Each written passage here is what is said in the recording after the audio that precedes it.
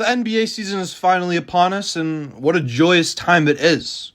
Yesterday, we had two games, each with four great teams that I expect to be front runners in the Western Conference and just dangerous teams in general. Let's start with the first game that was on last night.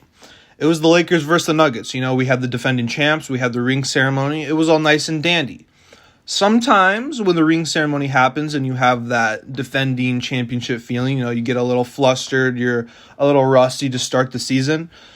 Not the Denver Nuggets. The Denver Nuggets looked like they were in midseason form. They looked terrific, and they get the win at 119-107. And if we're being real with ourselves, this was a game that the Denver Nuggets won in the first quarter. First quarter, they outscored the Lakers 34-20. And it never really got too out of hand from there. It was pretty much a margin of like 8-14 the entire game. If the Lakers ever got too close, the Denver Nuggets would just fight back. It was that easy for them. We'll talk about Denver first. Nikola Jokic, another triple-double under his arsenal.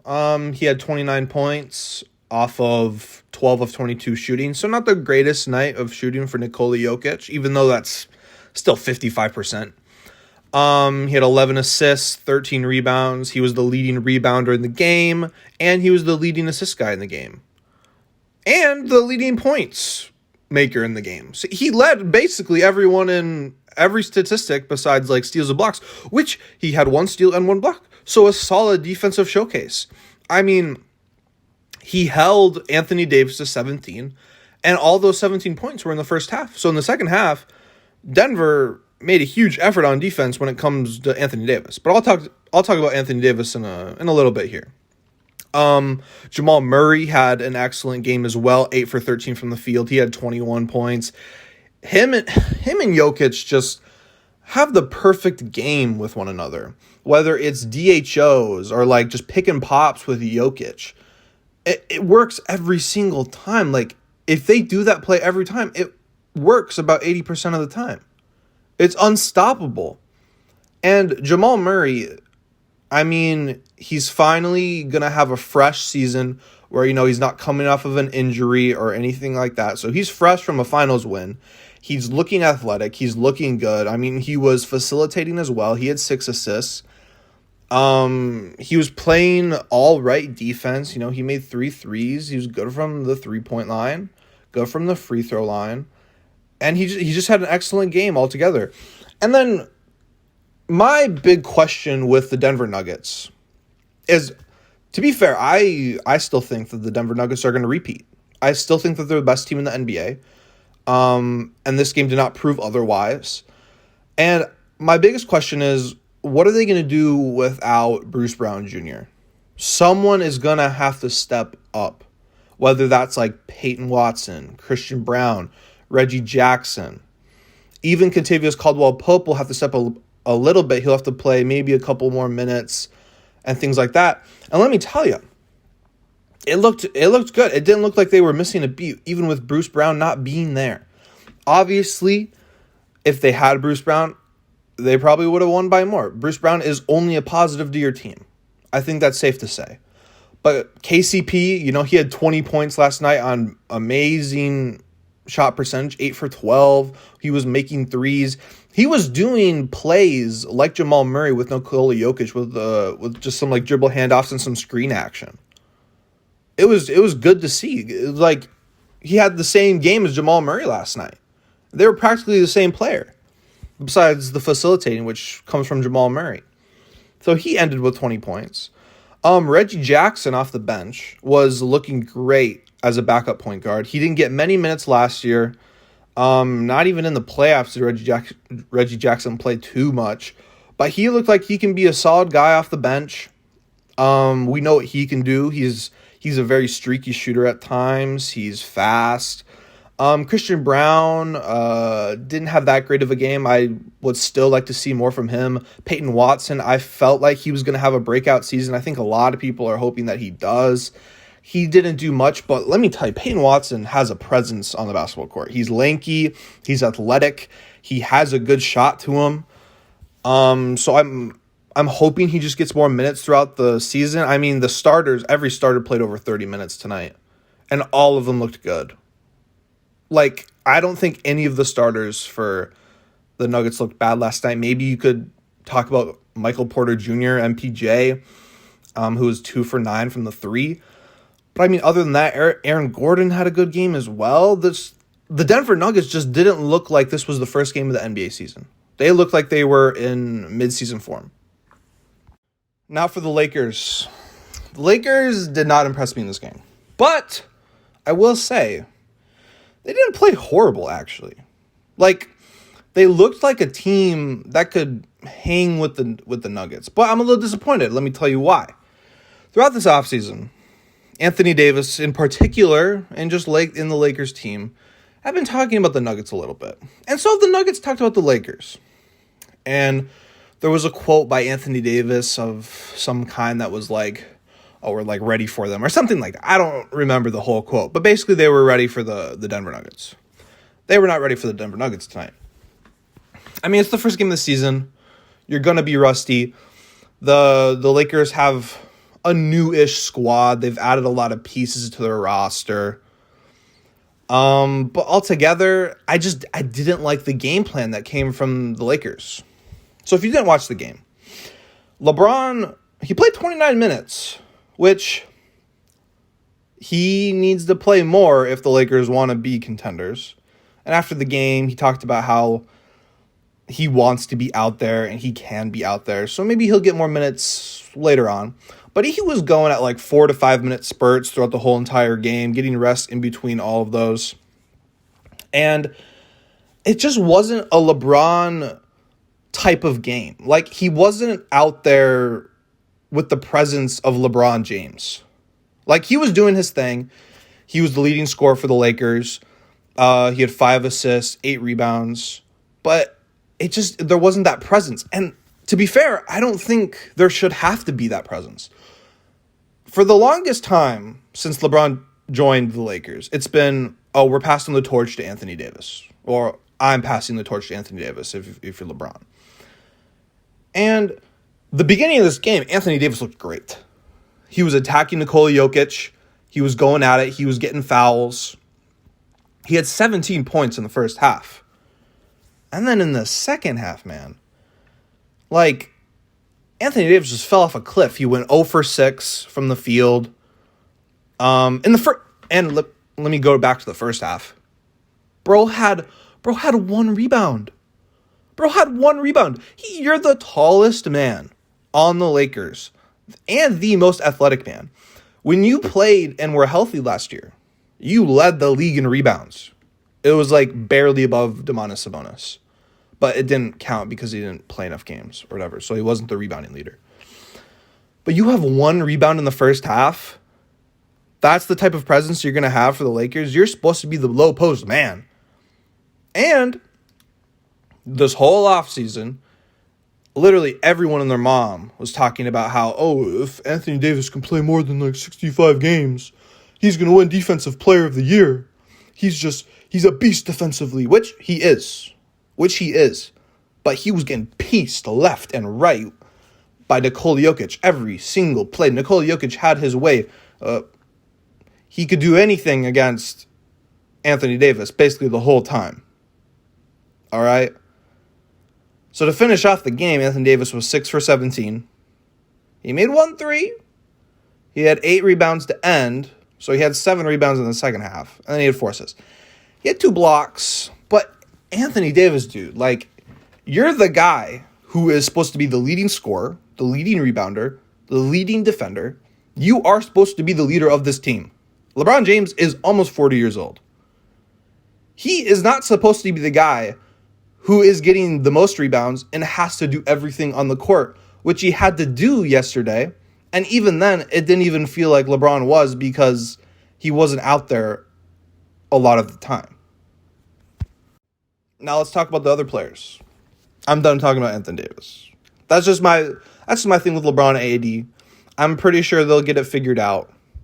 They'll find a common ground or a sweet spot to where to when LeBron's playing, who's facilitating, AD getting more aggressive on the offensive floor, all that.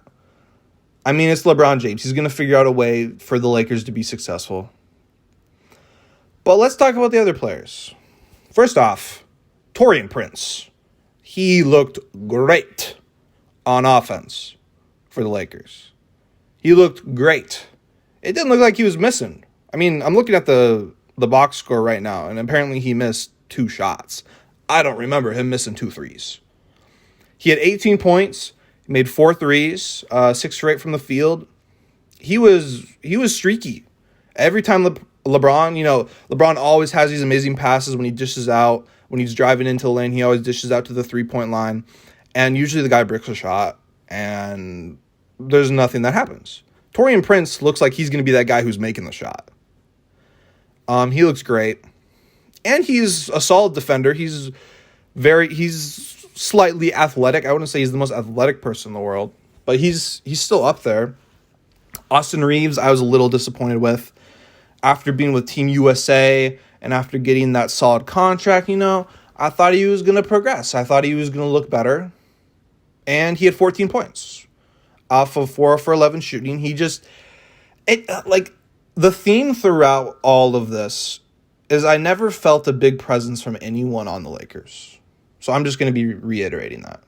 It just didn't feel like Austin Reeves had a big presence on the court. Like, at times, I forgot he was out there. It didn't seem like he was getting the ball. It didn't seem like he was driving to the basket, dishing out. I mean, he had 4 assists, it's all right. But it just didn't seem like he was doing much out there.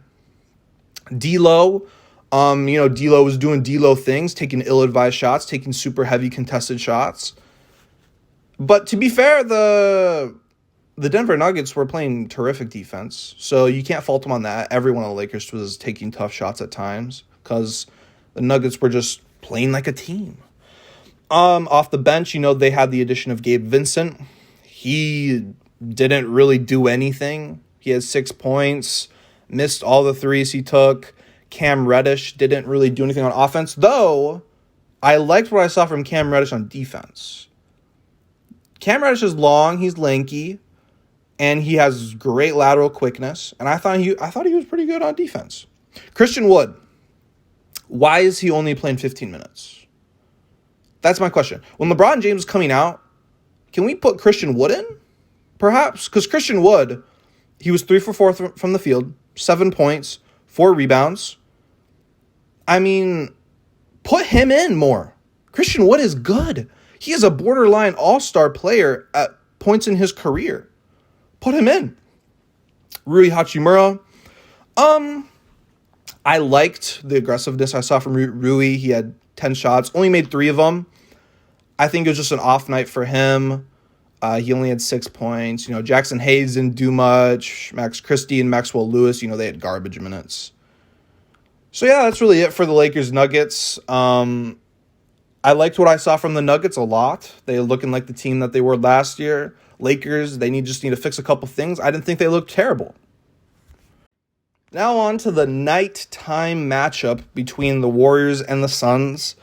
Suns pulled this one out, 108-104. This game was hard to watch. I don't know if it was just me. This game was so sloppy. This was a perfect example of the first game of the season. Perfect example. Lakers, Nuggets, they looked like they were on track a little bit, Nuggets especially so. But this game, oh my gosh. It felt like no one knew how to play basketball for half the game. It did. The only good, true basketball in this game was probably the last 2 minutes. If we're being real with ourselves. We'll start with the Warriors here. Warriors are interesting. No Draymond tonight. No Draymond tonight, of course. So that's going to have a little bit of a bad sample size because he's a main part of their team. Dude, the Warriors shot so bad. They were chucking up shots left and right. Klay Thompson gets on my nerves so much because I like Klay Thompson. Klay Thompson is my guy. I like the Warriors in general. I was not going to lie. I was kind of a bandwagon when they were winning championships. So I know stuff about the Warriors. And Klay Thompson just makes me mad sometimes. The dude takes the worst shots ever. And he thinks he has the green light still, which, I mean, I guess they're giving him because it doesn't seem like Steve Kerr cares too much. But, dude, relax. You don't need to chuck up shots left and right. He was 6 for 18, 3 for 11 from 3. He had 15 points, didn't shoot any free throws, 7 rebounds. He just had a... I mean, maybe you can contribute to a bad shooting night because Klay Thompson can make those tough shots, but I also don't think he's Klay Thompson from 3 years ago or 4 years ago. He's just not. He needs to find he needs to be more efficient in his older age, is basically what I'm saying.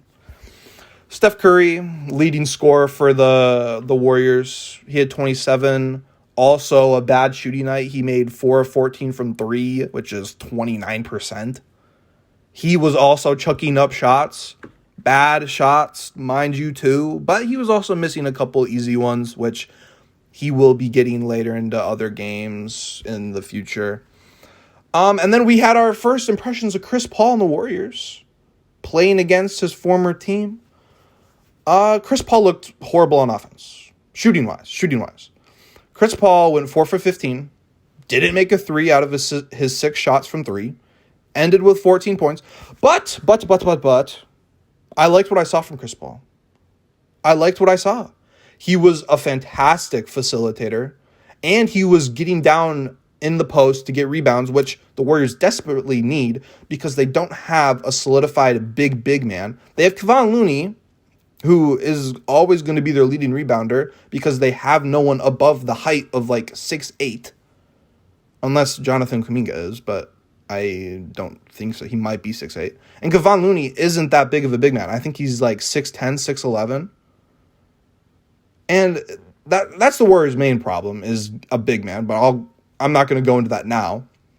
But Chris Paul was getting down into the depths. He was facilitating. He led the game in assists with 9.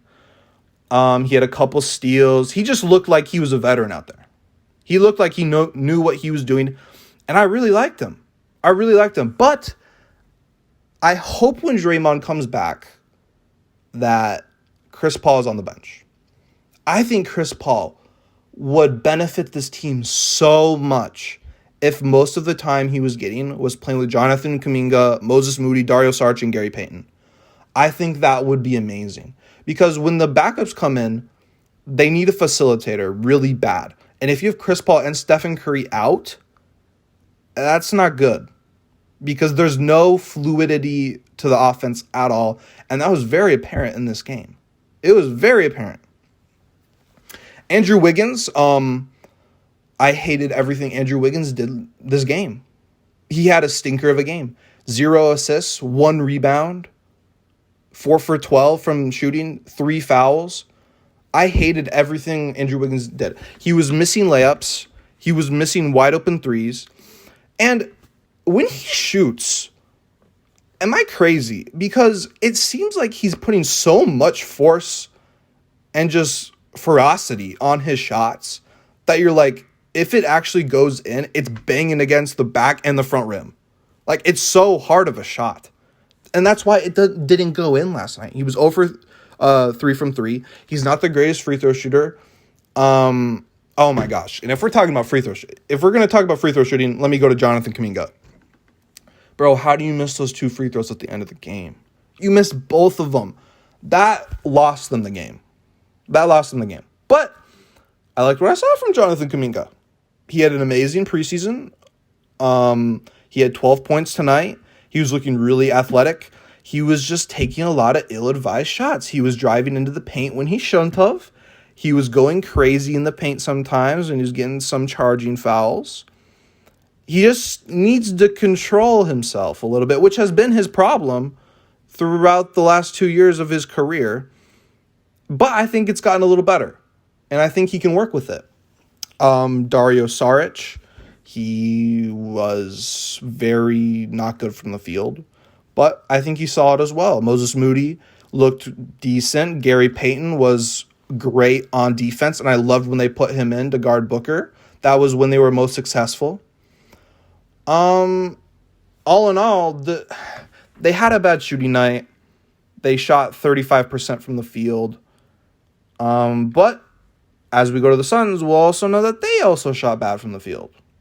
So, but they shot 44, which actually isn't too bad. So now to talk about the Suns. They looked shaky. No Bradley Beal, so both teams, they were out one of their star players. I think having Draymond out affects the Warriors more than the Suns having Bradley Beal out, just because they have so much firepower as it is with Devin Booker and Kevin Durant. This team's going to be dangerous, man. This team is going to be dangerous. Devin Booker, he's looking like the leader of this team. He had a great night. I mean, to begin this game, I didn't think Devin Booker was going to miss. He was making all the tough shots. He was getting to the basket. He was getting fouls. He should have had more fouls than the refs were calling. He should have had way more foul free throws attempts. He was facilitating. He was the leading assist man. He had 8 assists, 6 rebounds, 32 points. Great stat line from Devin Booker.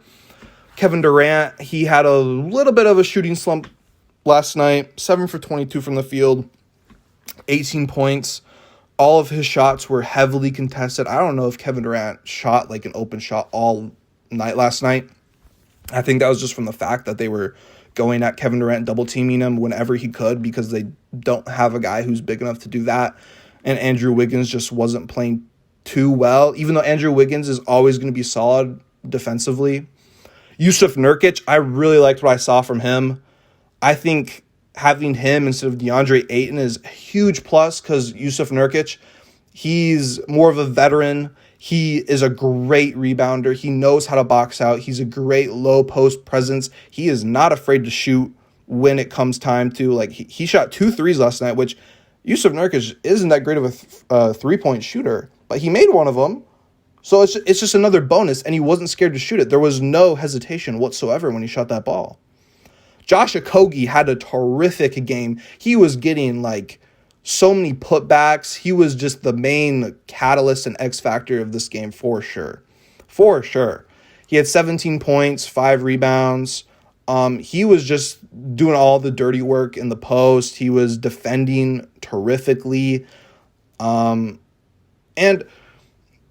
the one part that I disliked with the Suns offense is too many moments throughout the game.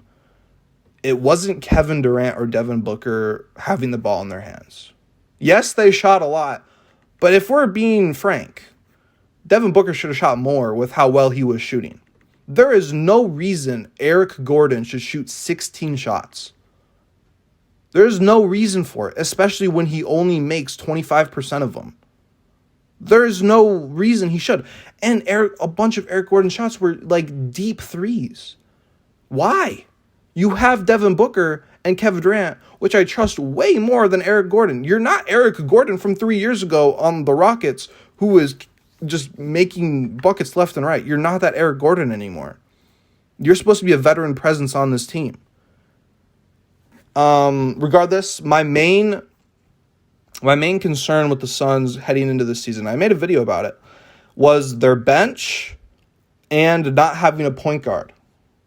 And I thought those were very apparent into this game, but I liked what I saw from the bench. I thought Drew Eubanks was solid as a backup. He had a good defensive presence. He knows how to get boards. Yuta Watanabe, he is a great shooter. Jordan Goodwin didn't do too much. Eric Gordon just needs to tone down the shots. Grayson Allen, who I'm sure is not going to start. He's going to be on the bench when Bradley Beal comes back. He just had a bad game. He was getting open shots. He just couldn't nail any of the threes he took, which is his main presence on the basketball court. But, dude, when Bradley Beal comes back, this team is going to be so ridiculous. Because when they had their starters out, there is nothing the Warriors could do.